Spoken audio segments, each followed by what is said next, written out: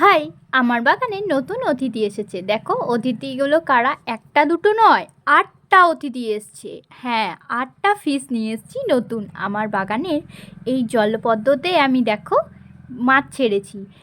অনেক অনেক দিনের ইচ্ছা ছিল যে আমার পদ্ম গাছের গোড়াতে মাছ দেবো। চলো আজকে সাজুগুজু করে রেডি হয়ে গেছি। আজকে মানে কি বলবো, আজকে দিনটা ওদের সাথে কাটিয়ে এত এত ভালো লাগলো কি বলবো। আমার এদেরই মাছগুলোকে দেখে, কত পাখি আরে দেখে আমার হাসি আর থামেই না, এত আনন্দ লাগছিল কি বলবো।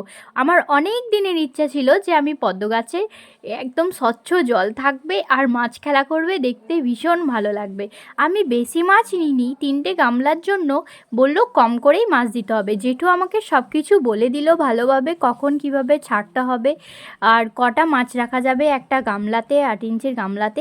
সেজন্য আমাকে দেখো কত সাবধানে প্যাকিং করে দিল। আমি চলে এলাম মাছগুলো নিয়ে। তারপরে আমাকে বলে দিল যে 2 ঘন্টার মধ্যে মাছগুলো ছেড়ে দিতে অতি সাবধানে। চলো আমি এই মাছগুলোকে দিয়ে দিয়েছি। আমার বাগানের যে পদ্ম গামলাটা আছে সেটা এত দিনের আমার স্বপ্ন পূরণ হলো, পরিপূর্ণ হলো।